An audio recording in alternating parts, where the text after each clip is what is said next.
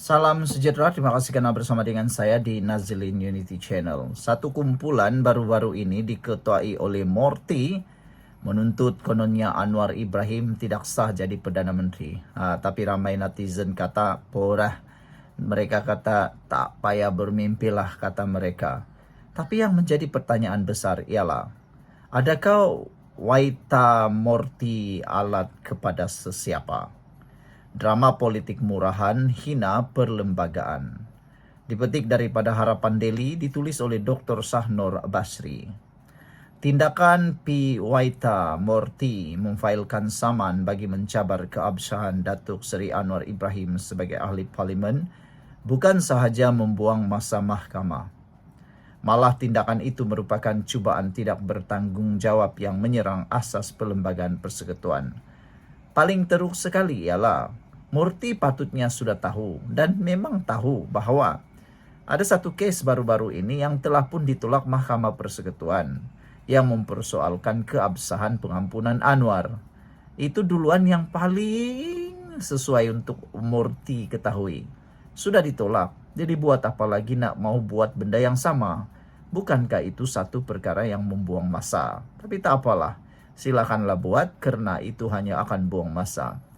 Lebih ironi, Waita sendiri pernah duduk sebagai anggota Kabinet Tun Dr. Mahathir Mohamad pada tahun 2028, yaitu selepas Anwar menerima pengampunan penuh dari Seri Paduka Baginda yang di-Pertuan Agong pada 16 Mei 2018. Menjadi pertanyaan daripada netizen semua ialah kenapa pada waktu itu dia tidak terhege-hege pula persoal pengampunan Anwar. Siapa yang cucuk, siapa yang kini menunggang Waita pula. Aduh, kesian juga lah kan ditunggang oleh orang lain. Sebelum kita teruskan ulasan ini, jangan lupa tinggalkan komen Anda dengan tanda pagar. Kami benci ditunggang. Baik, sebelum itu saya kongsi dulu dengan Anda semua. Ini terapi imun Transfer Factor for Life. Terapi imun yang meningkatkan daya imun badan kita sehingga 400% dan menjadi bijaksana. Secara umum dan ringkasnya, apabila imun badan kita jadi bodoh, apabila imun badan kita jadi lemah, apabila imun badan kita tidak lagi bertindak kuat, kita tidak sembuh daripada sebarang penyakit dan akar penyakit berkembang, berakar, bertumbuh di dalam tubuh badan kita, lalu kita kena penyakit. Tapi dengan imun badan yang kuat, bijaksana, ia akan menghancurkan, menghapuskan semua akar penyakit yang berakar dalam tubuh badan kita. Dapatkan produk ini melalui nomor telepon yang saya tertera, dan produk ini lulus KKM halal diperakui oleh dokter-dokter di seluruh dunia. Mungkin ini jawaban pada masalah kesehatan yang Anda alami sekarang ini yang Tuhan tunjukkan kepada Anda semua. Saudara-saudara sekalian, rupa-rupanya Waita Morty pernah menjadi dalam kabinet Tun Dr. Mahathir Mohamad. Tapi kenapa tiba-tiba sekarang dia mula menyalak? Hakikatnya, Waita pada ketika itu adalah menteri di jabatan Perdana Menteri yang sudah pasti mengetahui, malah tidak pernah kedengaran membantah proses dan keputusan pengampunan penuh tersebut. Beliau juga merupakan anggota dalam kabinet ketika Anwar bertanding dan menang dalam pilihan raya kecil Port Dickson pada Oktober 2018. Jika benar Waita meragui keabsahan pengampunan itu, mengapa beliau tidak membantah dalam mesyuarat jemaah menteri ketika itu? Apakah ini bukan hipokrasi politik yang nyata?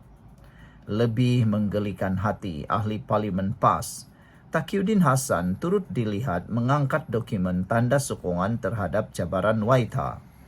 Drama politik ini hanyalah episod terbaru dalam skrip PAS dan Perikatan Nasional, walaupun mereka kemudian menafikan terlibat, yang tidak pernah jemu menunggang apa sahaja isu. Kali ini termasuk menunggang Hindraf, semata-mata untuk menggugat kedudukan kerajaan. Mereka sanggup menjilat ludah, mereka sanggup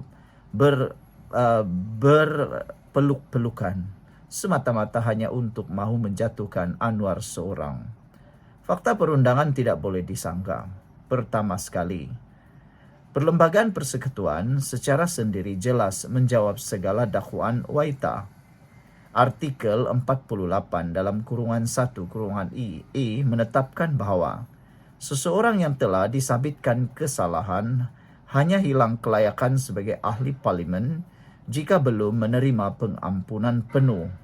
Ini bermakna, apabila pengampunan penuh diberikan, kesan perundangan daripada sabitan itu terhapus sepenuhnya, seolah-olah sabitan tersebut tidak pernah berlaku. Tambahan pula, artikel 48 dalam kurungan 3 memberi kuasa kepada Yang di-Pertuan Agong untuk menghapuskan hilang kelayakan tersebut.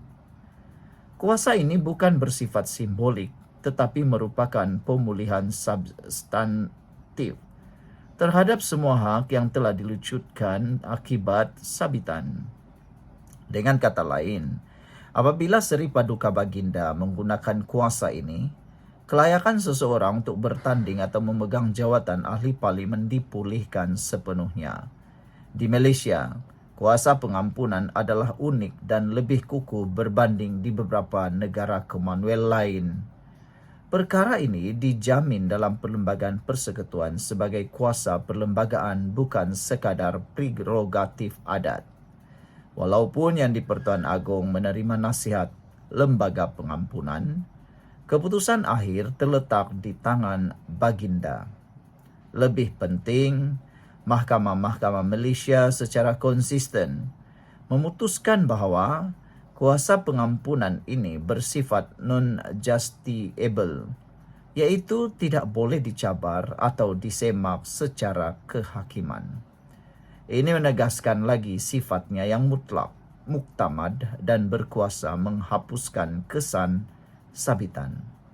Rukun negara merupakan ikrar denyut nadi kita negara, kita rakyat Malaysia mengenai keluhuran perlembagaan dan kesetiaan kepada raja dan negara.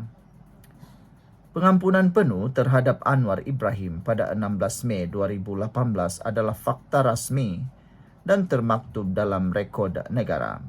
Ia diumumkan secara terbuka, disahkan oleh Istana Negara dan diterima tanpa bantahan oleh jemaah menteri ketika itu, termasuk Waita sendiri.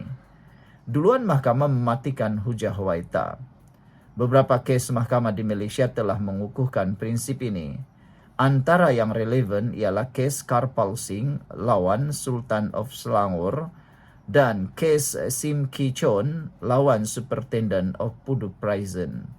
Dalam kes tersebut, mahkamah menegaskan bahawa pengampunan penuh bukan sahaja menghapuskan hukuman tetapi juga kesan perundangan daripada sabitan tersebut. Dan dalam kata lain, seseorang yang telah diampunkan kembali berdiri di sisi undang-undang seperti mana-mana warga negara lain tanpa sekatan. Raja atau Sultan di Malaysia mempunyai kekebalan daripada tindakan undang-undang dalam kapasiti rasmi. Prinsip ini termaktub dalam Perkara 181 Perlembagaan Persekutuan, isu yang melibatkan kuasa prerogatif diraja, termasuk pengampunan, tidak boleh dicabar di mahkamah.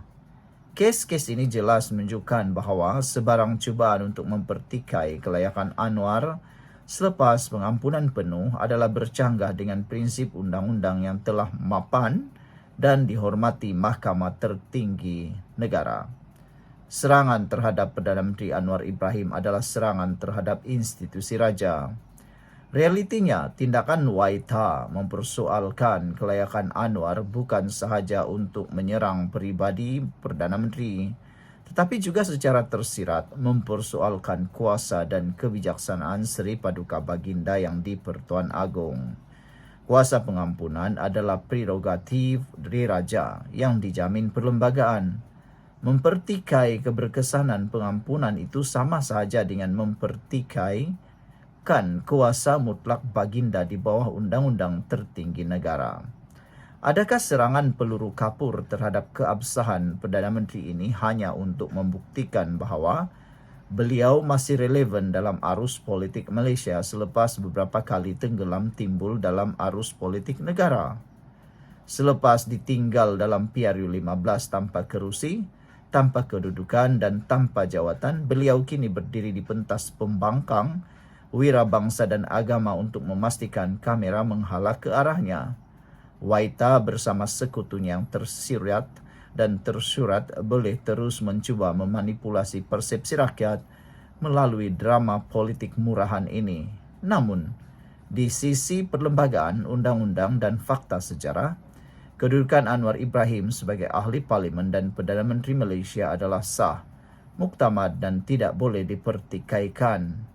Ditulis oleh Dr. Sahnur Basri, Fellow Utama Akademi Sains Islam Jordan.